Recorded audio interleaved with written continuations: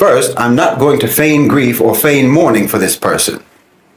I know that's a hypocrisy that social etiquette demands at a moment like this, but we all know that he would certainly not grieve for us. He certainly would not mourn for us, just as he never grieved and he never mourned for the wanton slaughter of the Palestinians in Gaza. He never grieved for that. And for myself personally, as a Muslim and as a critic of Western so-called civilization, I know that Charlie Kirk himself would most likely have officially anyway considered me to be his enemy. And as far as I'm concerned, any man whose enemy mourns him when he dies, well, he wasn't doing his job. We shouldn't celebrate someone dying because it's still a life loss. Is it though? Is Charlie Kirk a life loss, or did the devil just call home one of his disciples? I mean, they celebrated when they killed Martin Luther King and he was preaching peace. I think it's okay for people to be rejoicing in a white supremacist dying. I think that's all right. Mind you, he died doing what he loved, protecting gun rights. He said so famously that he believes that deaths are just sacrifices made to keep your Second Amendment, and he is indeed one of those sacrifices. And I'm going to be honest, better him than another innocent child just going to school, or an innocent person going to the grocery store, or an innocent person going to church, or an innocent person just being on the subway, or an innocent person literally anywhere dying from gun violence.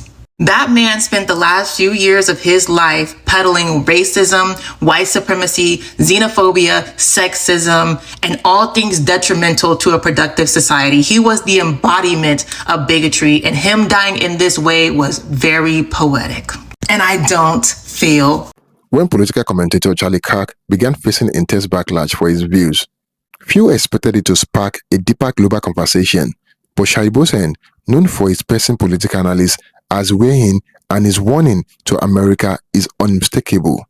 He says what is happening to Charlie Kirk is not just about one man.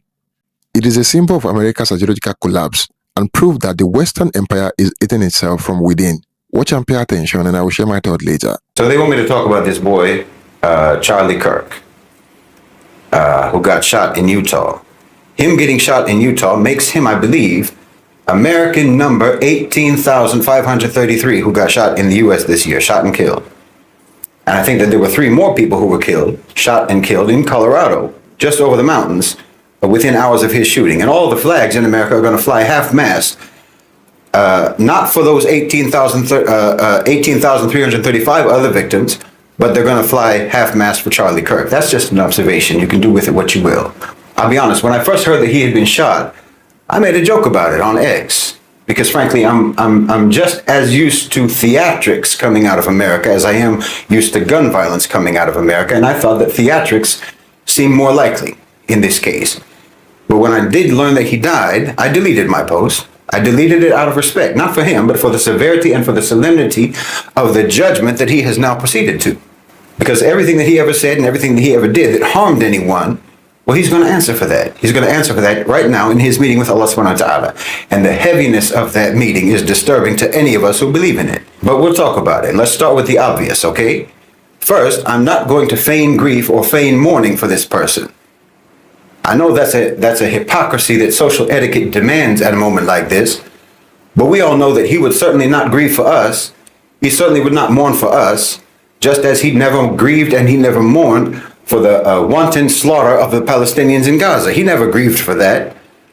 And for myself personally, as a Muslim and as a critic of Western so-called civilization, I know that Charlie Kirk himself would most likely have officially anyway considered me to be his enemy. And as far as I'm concerned, any man whose enemy mourns him when he dies, well, he wasn't doing his job.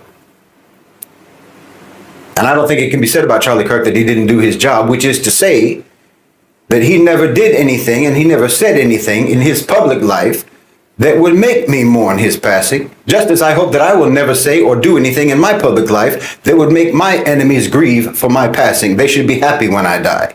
Enemies are disturbed by each other's presence, not by each other's absence. But let me also be crystal clear about this. It doesn't make me happy either. I neither mourn nor celebrate. Neither of those reactions is appropriate, in my opinion. Whoever pulled that trigger didn't do it for me and they didn't do it for you. I don't even see them as being on 2 different sides. They didn't silence Charlie Kirk. They amplified Charlie Kirk. The power structure never cared about that boy. They used him. And he's more useful to them now than he was the day before. He's more useful to them dead than he was alive. Listen, you don't defeat someone like this, someone like a Charlie Kirk, a tool like him, by letting that tool mold you into exactly what they want you to be. That killer didn't deliver justice. If you think they did, he didn't. He delivered to the power structure an even more enhanced weapon. He made a mediocre, but dangerous and polarizing figure, Charlie Kirk, into now an impeachable icon for the very fan base that he most likely despises. And he made criticism of Charlie Kirk's ideas. Now it's disrespect for the dead. This is not resistance. This is a gift. This is a gift to the very security state that he probably thought he was attacking. No, it's stupidity. Or maybe, as the conspiracy theories are already speculating, what actually happened was just a purge of an expendable asset to create a more powerful symbol. Oh, they'll use his death. Oh, how they will use it. They will use his death to paint every dissenting voice, every cry for a more just world. They'll paint with the same bloody brush.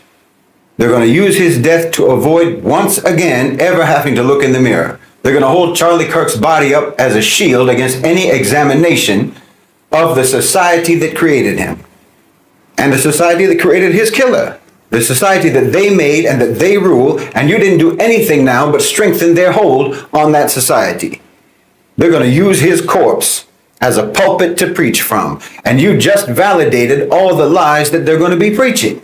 You understand me? Because listen, the truth is the Charlie Kirks of the world are not the enemy. The enemy is the society, it's the system, it's the power structure, it's the so-called civilization that creates boys like Charlie Kirk. I call him a boy because that's what he is to me. I'm 54 years old.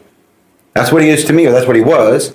And also because he presented a childish, simplistic cartoon portrait of America that only a young boy could ever believe in. He presented an America without complexity, without guilt, without the burden of their terrible history. Well, that's a seductive product. And America has always been an eager market for that sort of a product. He existed because of supply and demand. You demand and the power structure supplies. The killer and the killed are the products of the same sick society. Kirk and his killer, and the other 18,535 victims and their killers. And wallahi, if you don't clock this reality, if you don't understand this reality, and if you let yourself get swept up in all the narratives and all the counter narratives, then you might just end up being like one of them, on one side or the other side of that gun. Because the machine is already spinning. The machine, that same machine that Charlie Kirk served so faithfully. They're spinning the narrative now. They're going to label him as a martyr for free speech, a victim of left-wing extremism. And they're going to use his death, they're going to use it to demand more surveillance, more censorship, more policing, more militarization of the police against their opponents, more police powers. They're going to use his blood to sanitize his ideology and to legitimize every poisonous thing that he ever said. And some of you are out here cheering about what happened. Well, you're fools. Why, when you celebrate, all you do is elevate and strengthen their narrative. Charlie Kirk was not an outlier. He was a product. He was the logical output of a system that's designed to generate exactly what he was. Like I said, he didn't create the demand. The demand was already there. He just exploited it. He sold a fantasy, like I say, a fantasy where all of the problems of modern America, economic decay, economic despair, cultural displacement, and cultural unrest, political powerlessness, these are all not the inevitable results of late-stage capitalism and a dying empire. No, it's all the fault of immigrants. It's all the fault of minorities, of wokeism, some internal enemy that's not in power. Well, now he's been killed. And his death is going to be used to service that same system. The security state benefits, the politicians that he supported benefit, the media benefits because they get endless hours now of content, of debate, of fear-mongering, of polarization mining. You understand me? The entire apparatus of control gets a massive boost. His killing was not an attack on the system. It was a gift to the system. You didn't extinguish a fire, you just scattered the embers and made it more dangerous. The individual who pulled that trigger, their motives are irrelevant. It doesn't matter if they saw themselves as a revolutionary or they saw themselves as a vigilante. Their actions serve a deeply counter-revolutionary purpose. You understand me? You didn't help Muslims. You didn't help so-called minorities. You didn't help immigrants. You didn't help women. You didn't help anyone. All you did was exactly what they created Charlie Kirk to goad you into doing. Please understand me. You contributed now. Whoever did this contributed to exactly the climate that they created Charlie Kirk to create. No, they're both servants of chaos. The killer and the killed. No, you don't need a bullet. You need a brain. You need a mind that can't be manipulated. You need an inflammable heart. A heart that can stay calm, cool, and collected when everything around you is in flames. That's what you need. And wallahi, you can't let the hatred of a people cause you to act unjustly, or to advocate or to endorse injustice, or to celebrate injustice. Don't let that boy's enmity towards us and ours towards him make you think that his murderer is our ally. No, you don't answer words with bullets. Do you know back in the day, back in the time of the Sahaba, when the Muslims would fight against the kuffar, the kuffar, they would bring their drummers and they would bring their singing girls to egg them on. Nobody ever killed them. Well, that's what Charlie Kirk was. You don't win a war by targeting the singing girls and the drummers of your enemy. That's no strategy. I've said many, many times, you have to erect your partitions around your discourse, around your people, around what you let into your mind, or you're going to lose your focus and you're going to lose your purpose and you're going to get confused and you're going to make bad decisions. You're going to make wrong decisions, unjust decisions, immoral decisions, because you let yourself get provoked. No. For me personally, I didn't care about Charlie Kirk yesterday, the day before, and I don't care about him now. I don't mourn and I don't celebrate. That's strategic indifference. And I don't respect anyone who tries to tell me that I'm supposed to grieve. And I don't respect anyone who tells me that I'm supposed to be happy. What is he to me or me to him? He certainly isn't more important to me than the most likely hundreds of thousands of my brothers and sisters that you cut down in Gaza. You didn't mourn any of them, and I didn't tell you to, because I already know how you are. I already know that your performance of mourning over Charlie Kirk has nothing whatsoever to do with respect for human life. He was just a vessel for an ideology that you hold sacred.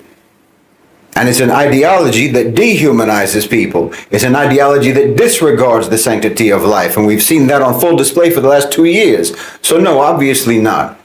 I'm not the least bit interested in accommodating your weaponization of selective compassion and selective sympathy. Now, if you want to paint my indifference, if you want to spin my indifference as if it is approval of the crime that was committed, well, okay, I already know that you never do anything but lie anyway. And I know that you are from exactly the same manipulated, mutated, mutilated, and maladjusted population that created the demand that the power structure met by giving you Charlie Kirk, and that gave you his killer. Meaning you're just part of that mob in America. That same collective monster that's responsible for the American genocide of the indigenous people. That's responsible for genocides in Guatemala, genocides in Bangladesh, in Iraq, in Cambodia, in East Timor, in West Papua, and in Gaza. And you're the same collective monster that's responsible for every atrocity, every heinous crime that your country has ever committed. As far as I'm concerned, you poisoned Charlie Kirk's mind before he could even have a chance at a decent life, a moral life. And you poisoned the mind of the one who took the life that Charlie Kirk had. So spare me your counterfeit moralizing. No, you turned your country into a psychological and a spiritual torture chamber. And then your country turned the global south into a physical and an economic torture chamber. And now that system, that same system that you're serving, is turning inwards on you now. I told you that political violence, division, and terrorism, and civil unrest, and turmoil, I told you all this was going to be coming home. Why? Because that's your business model. That's your business model. And you're the only market left to vanquish. And the more you give yourself up to all these twisted, polarizing, hateful narratives, well, all you're doing is playing along with your own demolition. It is worth it to have a cost of, unfortunately, some deaths in the United States so that we can have the Second Amendment. That is a quote by Charlie Kirk. Another thing he said was, I think empathy is a new age term that is causing a lot of damage to our society. Okay, Charlie. You said it. Now, don't get me wrong. I feel deeply for his family. There are people that cared about this man, and their pain is going to be monumental. And I feel for them. I really, really do. But try as I might, I just cannot feel bad about the loss of someone who has spread so much hate and made a career out of trying to take people's rights away. I just can't do it. I tried. I cannot do it. I'm sorry. They want us to humanize Charlie Kirk now that he's gone. But let's be real, he spent his entire life denying humanity to literally everyone else. So don't expect softness now. This man wasn't just a conservative talking head. He called the Civil Rights Act a mistake. He said Justice Ketanji Brown Jackson was nothing more than a DEI hire. He smeared Dr. King, mocked Black professionals, stoked fear of immigrants, and spent every breath turning white grievance into a brand. That's not political disagreement. That's a career built on stripping dignity away from entire groups of people. And here's the thing, right? The second he's gone, suddenly people want compassion. Suddenly it's about his family, his humanity, his legacy. Where was that energy when he was tearing ours down? When he was spitting on the humanity of Black people, Latinos, immigrants, queer folks? We're supposed to forget the damage because the man is dead?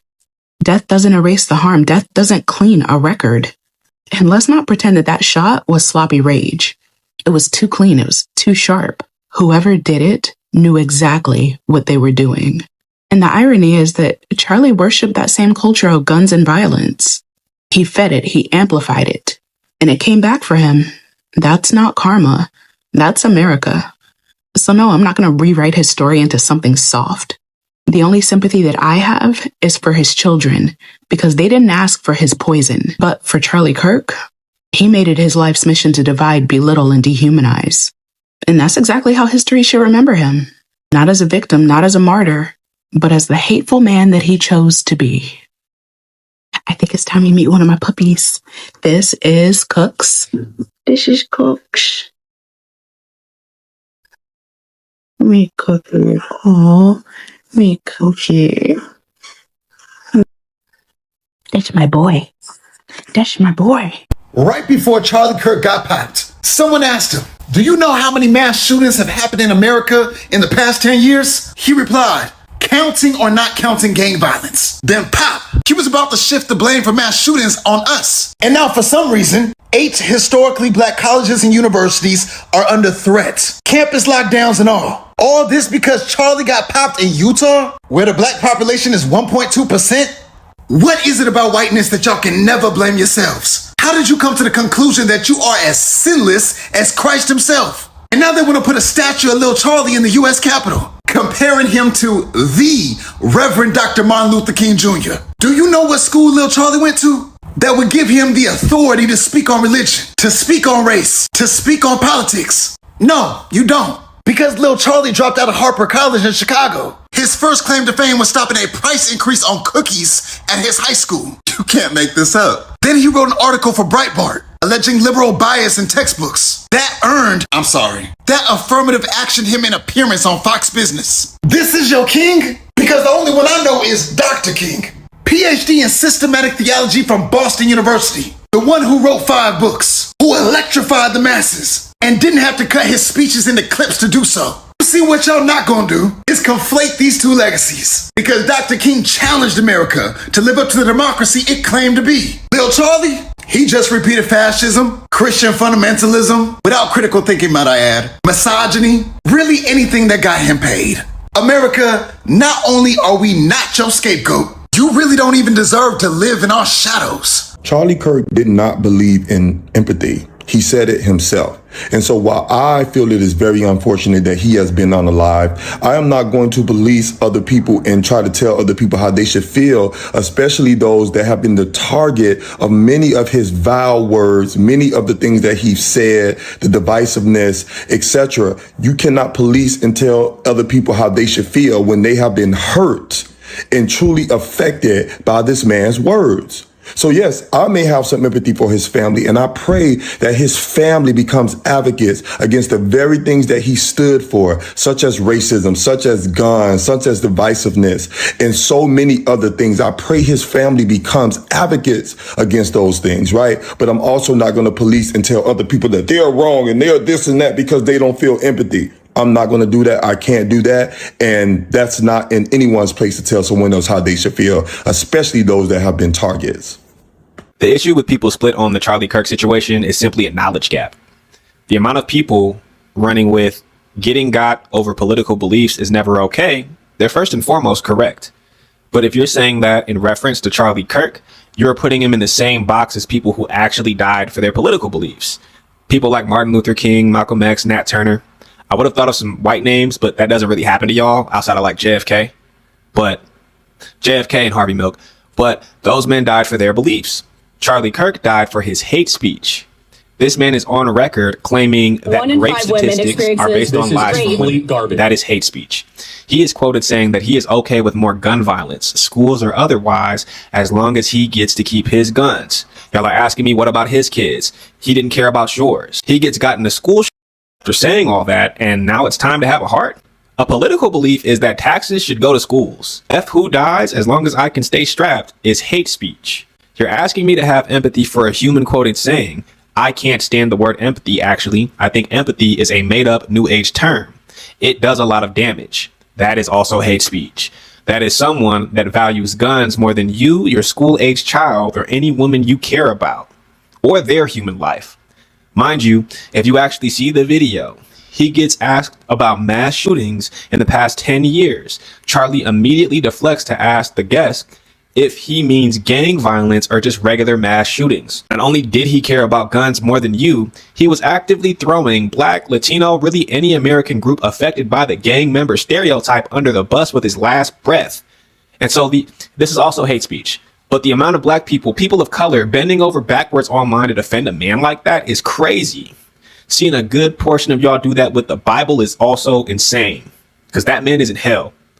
If you're more upset about the reaction to how he left this earth in comparison to how the way he lived life on this earth led to those consequences, you either don't know who that man was, and I give you a pass, or you have the privilege to be in a group that feels unaffected, so you don't care. But you don't like seeing all the hard language online because you don't feel like your life is that hard. I hope y'all defend that man to your last breath, because moving like he did, it might not speed up the trip, but it is gonna get you a one-way ticket down there with him.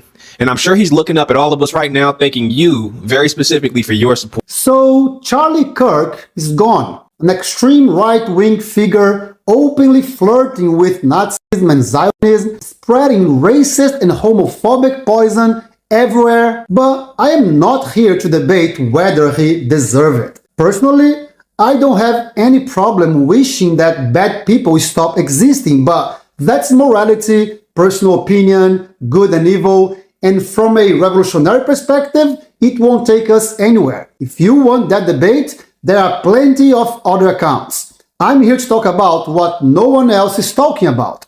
His death won't change anything. Sooner or later, another one will pop up, saying the same things, pushing the same agenda, spreading the same hate. Yeah, he was an awful person and I don't feel sorry at all. But despite that, bombs will keep falling. Children will still die from preventable diseases. Houses will stay empty while millions sleep on the streets. People will keep starving even though humanity produces enough food. Genocides, colonialism, oppression, none of that ends with Kirk's death. Because Kirk was just a product of the system, same as Trump, Netanyahu, Musk, Pinochet, or any billionaire parasite you can name. And when one of them goes down, the system replaces them instantly. Remember the CEO who got shot allegedly by Luigi? No one even talks about it anymore. Someone took his place and the machine keeps moving. And that's because people like Kirk are not the root problem. They are just symptoms. It's like being allergic to shrimp. You eat shrimp, you have a reaction, you take antihistamines. Then you eat shrimp again, and the reaction happens again. If you want to solve the problem, you stop eating shrimp. Otherwise, you'll be popping pills forever. It's the same here. Stop blaming individuals, start dismantling capitalism. Real change comes from organization, from discipline, from constant collective action, from mobilizing hearts and minds into revolutionary parties, movements, and organizations. That's how we fight capitalism. That's how we fight imperialism. Not by celebrating when one face disappears while the machine keeps grinding. So we, revolutionaries, need to use this moment of hype wisely. Do not waste it. Shahid Bolsen is not your ordinary political voice. He is a thinker who sees beyond the headlines, exposing how power structures, media control, and corporate agendas shape the modern world. From the Middle East to the West, Bolsen has warned repeatedly, empire is collapsing not because of external enemies, but because of internal decay. So when he spoke about Charlie Kirk's downfall, he was not defending or attacking him. He was using him as a case study of a dying system. Charlie Kirk, the founder of Turning Point USA, has long been a polarizing figure in America's politics. Loved by conservatives, hated by liberals, he represents the young face of America's right-wing ideology. America, he says, has lost its ability to tolerate dissent, even within its own ideological camps. According to Bolsen, this marks a turning point. When a society begins devouring its own voices, it is no longer defending freedom, it is defending fragility. Bolsen argues that what happens to Charlie Kirk is part of America's deeper identity crisis. He says the West once claimed to stand for freedom of speech, open debate, and individual liberty. But those principles are now being sacrificed on the altar of ideology. When truth becomes partisan, Bolsen warns a nation begins to rot within. In his view, America has turned into a battlefield of tribes, left versus right, black versus white, conservative versus liberal, all fighting while the oligarchs quietly profit behind the scenes. Bolsen links this chaos to the rise of oligarchy control. He believes America's political fights are engine distractions designed by powerful elites to keep people divided. He explains that every ideological clash, from racial tension to gender wars, benefits the same small group of global elites who profit from instability and confusion. In that sentence, the downfall of figures like Charlie Kirk is not just coincident. It isn't about morality or truth, it is about control. Bolsen warns that the US is witnessing the implosion of its moral foundation. The same empire that once exported democracy and freedom now struggles to practice them internally. When your values become tools of manipulation, it says, you no longer have values, you have propaganda. Bolsen described this as the final stage of empire, when internal power remains strong, but internal legitimacy collapses. To him, Charlie Kirk's demise is not the issue, it is the symptoms of an empire that no longer knows what it stands for. Shahid Bolsen's message to America is clear, and it is not comforting. He says the US is standing on a cliff edge, blinded by arrogance and ideological warfare. While ordinary citizens fight each other, the corporate and political elites tighten their grip. The collapse, Bolsen warns, will not come from invasion, it will come from confusion. Bolsen urged Americans to see through the illusion, to recognize their anger is being engineered, their attention monetized, and their freedom quietly rewritten. Bolsen also connects the American decay to a global awakening. As the Western system loses credibility, nations across Africa, Asia, and the global South are beginning to rethink their alliance and reject dependency. He says America's moral influence is fading, and a multipolar world is emerging where power no longer flows from Washington, but from collective resistance. Shahid Bolsen's warning is not just about Charlie Kirk, it is about what happens when truth becomes dangerous, and when nations choose power over principles. Thank you for watching, and bye for now.